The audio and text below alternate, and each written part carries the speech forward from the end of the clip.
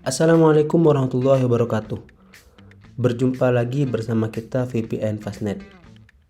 Sering ada pertanyaan yang masuk pada kita dari pelanggan VPN Remote Fastnet yang mengeluhkan bahwasanya VPN-nya itu sering disconnect, kemudian connect kembali, kemudian disconnect dan connect kembali.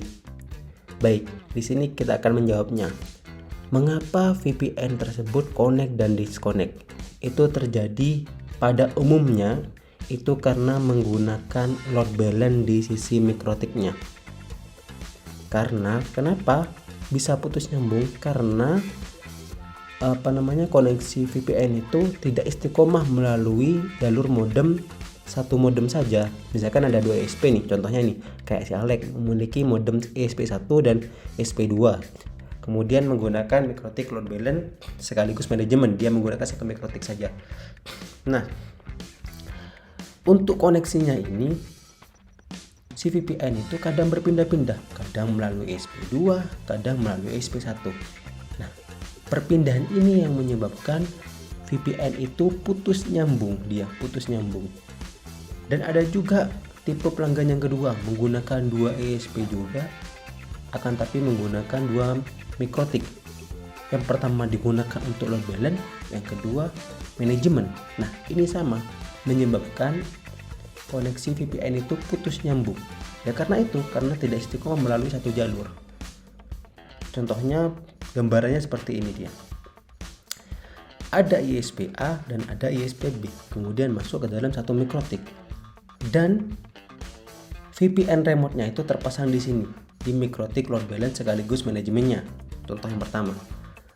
Nah, VPN-nya itu sering putus nyambung dikarenakan karena berpindah-pindah dari ISP A ke ISP B, dari ISP B ke ISP A. Karena perpindahan ini dan ada jedanya, maka menyebabkan koneksi VPN-nya itu terputus. Jadi kita harus setting agar VPN itu istiqomah melalui satu jalur saja.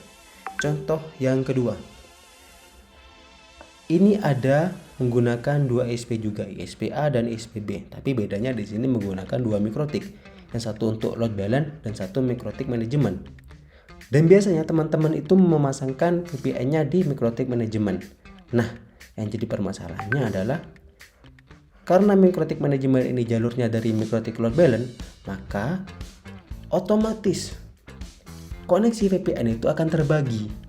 Kadang akan melalui ESP A, kadang melalui ESP B karena sudah terbaginya di sini.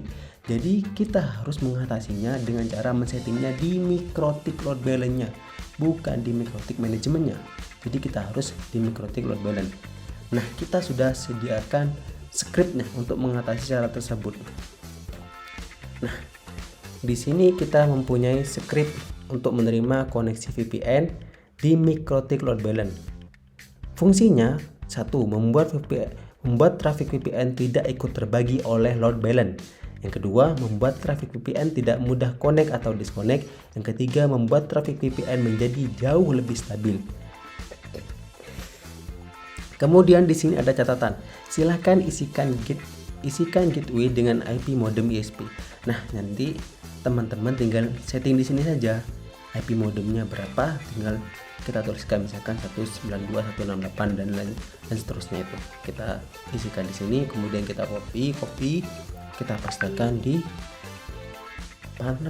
di mikrotik yang ada load balance-nya.